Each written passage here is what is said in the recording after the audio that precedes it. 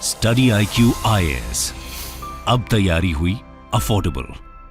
नमस्कार दोस्तों Indian stock market अगर आप देखोगे तो ये रिकॉर्ड पे रिकॉर्ड हाई बनाते जा रहा है। एंड डिस्पाइट पूरे दुनिया में आप देखिए तो रिसेशन का खतरा है। चाइना के अंदर क्या हो रहा है, इसकी वजह से जो पूरा एशियन मार्केट है वो कोलैप्स हो रहा है। लेकिन दूसरी तरफ ये आप देख सकते हैं Sensex at record high as India shares defy Asian market. तो इसको डिटेल से जानेंगे कि एग्जैक्टली हो क्या रहा है, किस चीज को लेकर जो हमारा मार्केट है वो बढ़ रहा है और आगे क्या हो सकता है। काफी कुछ जानने को है, चलिए आगे बढ़ते हैं। लेकिन उसके पहले ध्यान रखिएगा, अगर आप यूपीएससी की तैयारी कर रहे हैं तो 2 दिन के लिए एक बहुत ही बड़ा ऑफर आया आप सभी के लिए।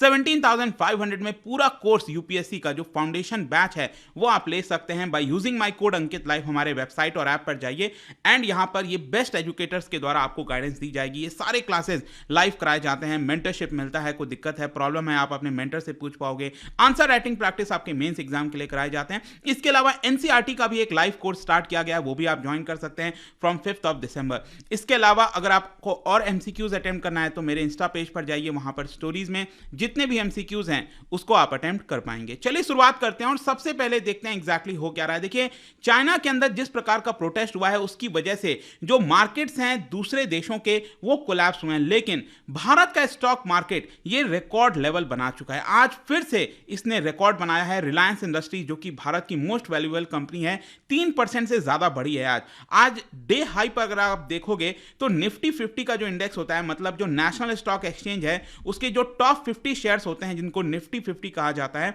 वो 18,600 को क्रॉस कर गया। और सेंसेक्स आप देखिए, ये पिछले 5 साल का मैं आपको ग्राफ दिखा रहा हूं। आपको याद होगा कोविड पैंडेमिक में कितनी बड़ी यहां पर गिरावट आई थी, लेकिन उसके बाद से आप देख सकते हो ये वापस से एक और नया रिकॉर्ड हाई बना गया है। 62,600 को भी ये क्रॉस कर गया है। और ये शार्प रिवाइवल बेसिकली उस समय आ रहा है जब ग्लोबल ग्रोथ में बहुत सारे कंसर्न है, रिसेशन का खतरा है, इंटरेस्ट रेट बढ़ रहा है दुनिया भर में। उसके बावजूद भी भारत इकलौता मार्केट है जो कि आप कह सकते हैं बड़े मार्केट में कि हमारा रिकॉर्ड हाई को भी क्रॉस कर गया है। इसके अलावा जो मैं आपको बोल रहा था एशियन मार्केट के अंदर एक्चुअली हुआ क्या कि पिछले 2 दिन से आपने देखा होगा जो वीकेंड गया है उस समय चाइना में लगातार आवाजें उठ रही हैं Xi Jinping step down. Xi Jinping को हटाने के लिए बहुत सारा विरोध प्रदर्शन हो रहा है, वहां की सरकार उनके विरोध को खत्म करना चाह रही है। लेकिन उसके बावजूद भी बाकी के जो एशियन मार्केट है, जैसे कि आप देखिए निकी हो गया, ये जापान का मार्केट है, ये यहां पर गिरावट हुआ है। आज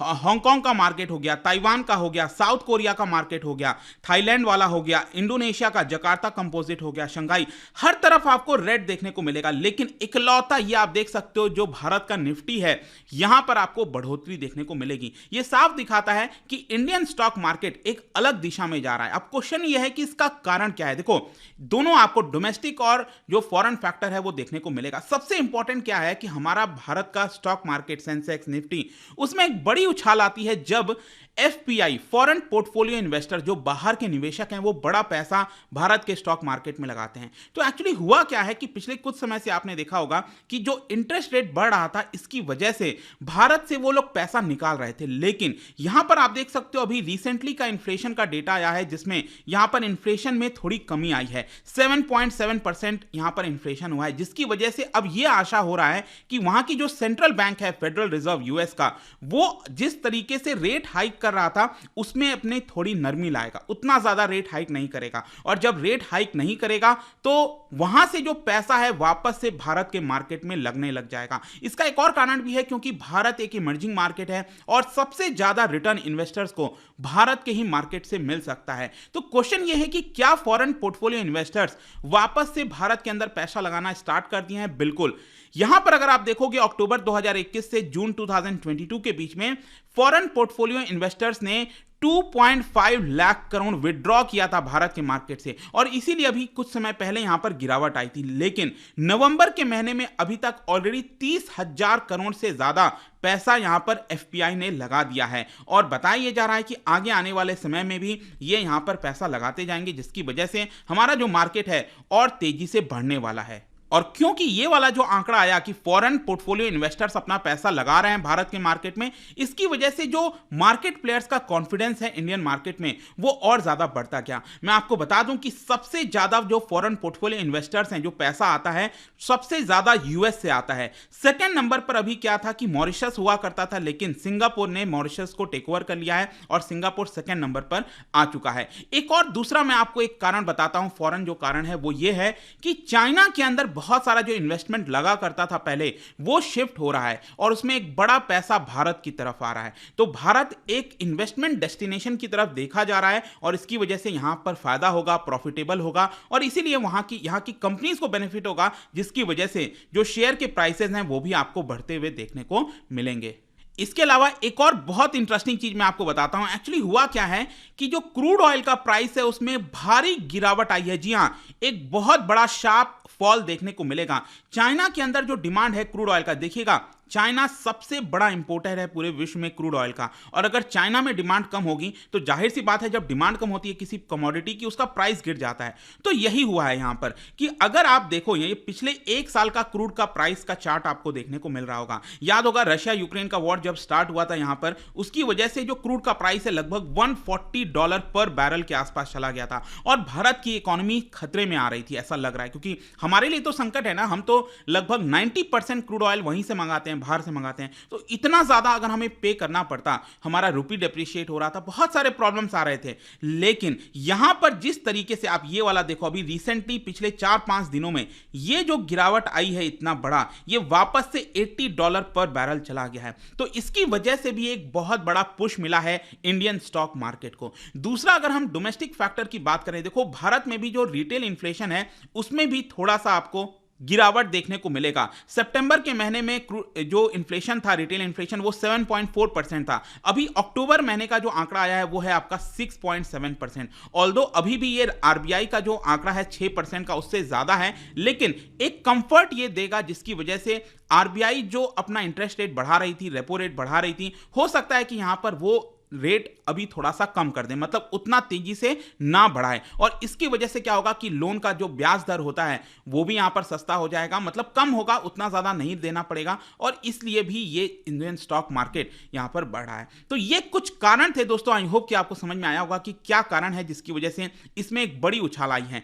अब क्वेश्चन है कि आगे क्या होगा। देखो शॉर्ट टर्म में यहां पर कई सारे जो आंकड़े आने वाले हैं इस पूरे हफ्ते में, वो डिसाइड करेंगे कि मार्केट किस तरफ जाएगा। यूएस के अंदर एक जॉब का डेटा आने वाला है इसी वीक, वो यहां पर देखा जाएगा, उसकी वजह से जो फेडरल रिजर्व है वो डिसाइड करेगी कि उसका अगला मूव क्या होगा। फिर वेडनेसडे को मैं आपको बता दूं, मतलब कि परसों भारत का जीडीपी का आंकड़ा आने वाला है। जी हां, जो Q2 का आंकड़ा है वो आने वाला है, और रॉयटर्स के मुताबिक 6.2% की ग्रोथ हो सकती है। तो लेट्स सी, यहां पर अगर ग्रोथ और कम हुई तो डेफिनेट सी बात है कि हमारा मार्केट पर असर आएगा और हम नीचे जा सकते हैं, लेकिन अगर उम्मीद से ज्यादा यहां पर ग्रोथ देखने को मिला तो अगेन मार्केट में एक अच्छी उछाल आपको देखने को मिलेगा। लेकिन ओवरऑल यहां पर एक्सपर्ट्स का यही मानना है कि जो मोमेंटम है वो बरकरार रहेगा और इंडियन स्टॉक मार्केट बेहतर ही परफॉर्म करता जाएगा। फाइनली कंक्लूजन क्या निकलता है? देखो कंक्लूजन ये है कि अगर आप जून के महीने से अभी तक देखोगे तो हमारे मार्केट में 23% की उछाल आई है। यह साफ दिखाता है कि हाई इन्फ्लेशन के पीरियड में, क्योंकि अभी ये